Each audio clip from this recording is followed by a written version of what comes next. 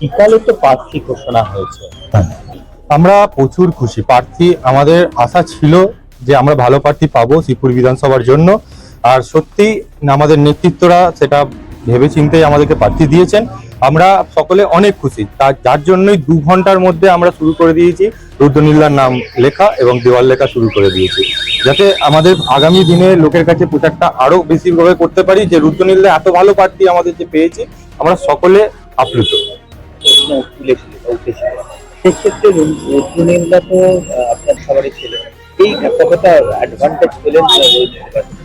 রুদ্রনীলা হচ্ছে আমার বাড়ির পাশেই জগাছার ছেলে। শিবপুর বিধানসভার অন্তর্গত এই জগাছা থানার অন্তর্গত ওনার বাড়ি। তো তিনি পুরোপুরি আমাদের ঘরের ছেলে। আর আমাদের রাজ্য নেতৃত্ব বলুন বা কেন্দ্রীয় নেতৃত্ব যে রুদ্রনীলাকে আমাদেরকে ঘরের ছেলেকে আমাদের প্রার্থী করেছে, তার জন্য যেরকম এলাকার মানুষও ভালোই খুশি হয়েছে।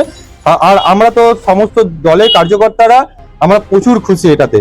এবং টিএমসির দিক থেকে যে বহিরাগত কথাটা যে তুলে নিয়ে এসেছিল, সেই বহিরাগত কথার দিক থেকে ওদের মুখে জুতো মেরেছে। আজকে এই টিএমসির মুখে জুতো মারা হয়েছে যে আমাদের ঘরের ছেলের প্রার্থী, আমাদের ঘরের ছেলে আমাদের এখানকার বিধানসভা শিবপুর বিধানসভার প্রার্থী হয়েছে।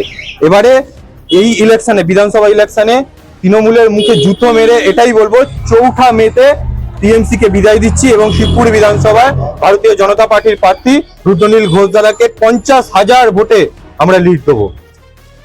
আমার নাম শুভজিৎ রুইদাস, আমি শিবপুর 3 নম্বর মন্ডলের যুব মোর্চার সভাপতি।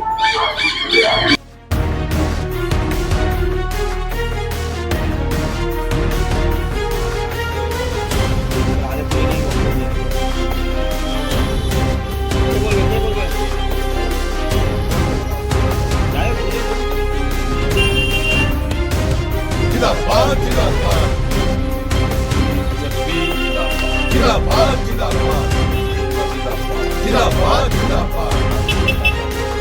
जिंदाबाद जिंदाबाद जिंदाबाद जिंदाबाद जिंदाबाद नरेंद्र मोदी जिंदाबाद जिंदाबाद जिंदाबाद जिंदाबाद जिंदाबाद जिंदाबाद